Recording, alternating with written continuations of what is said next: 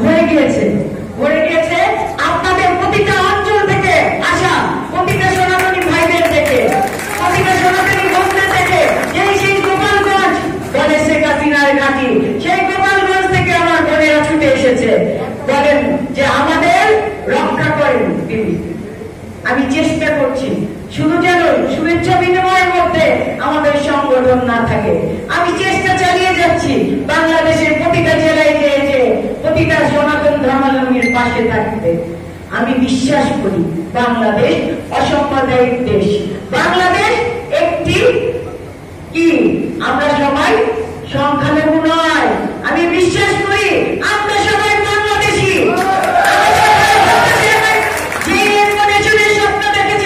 আজকে আমি মনে করি আমার এই সমাবেশ তারই ফসল। আমি আপনাদের সবাইকে বাংলাদেশের আনাচা কানাচা থেকে আজকে এনে দিতে পেরেছি, একসাথে একত্রিত করে। 5 তারিখে শেখ হাসিনা পালানোর পর তার দোসররাও পালিয়েছে মন্দিরগুলো থেকে। কেন পাহারা দিতে হয়েছিল সেদিন? আপনারা এটা বললেন না, কে পাহারা দিতে হয়েছে? আওয়ামী লীগের নেতা কর্মীরা মন্দিরে যে লুটপাট করে, হিন্দু বাড়িঘর দখল করে, তাই সেদিন ভারপ্রাপ্ত চেয়ারম্যান শুধু লন্ডনে বসে আমাদের নির্দেশ দিয়েছিলেন আমরা যেন প্রতিটি নেতা কর্মী ঘরে না থাকি, প্রতিটা মানুষের বাড়ি পাহারা দিয়েছি। আমরা দিয়েছি বলে আপনারা সামনে দুর্গা পূজা পালন করেছেন গত বছর। প্রতিটি জেলায় কোথাও কিন্তু মূর্তি ভাঙার শব্দ আমরা শুনিনি।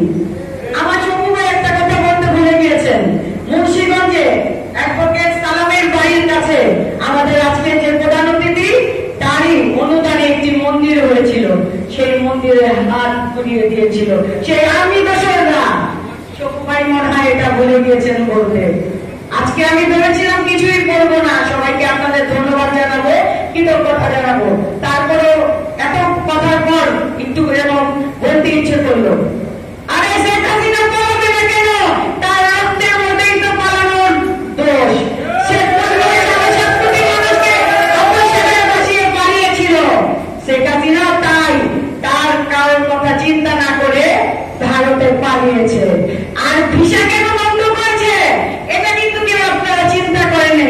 ভিসা বন্ধ করেছে এখনো শেখ হাসিনাকে হেফাজতে রাখার জন্য মোদী বাবু। আরেক হলো আওয়ামী লীগের চোর ডাকাতরা আছে না এই দেশে, তারা যাতে ভারতে যে আশ্রয় না নিতে পারে। মোদী বাবু এত কথা নয়, তার দেশে এত জায়গা নেই যে আওয়ামী লীগের দোসরদের জায়গা দিবে।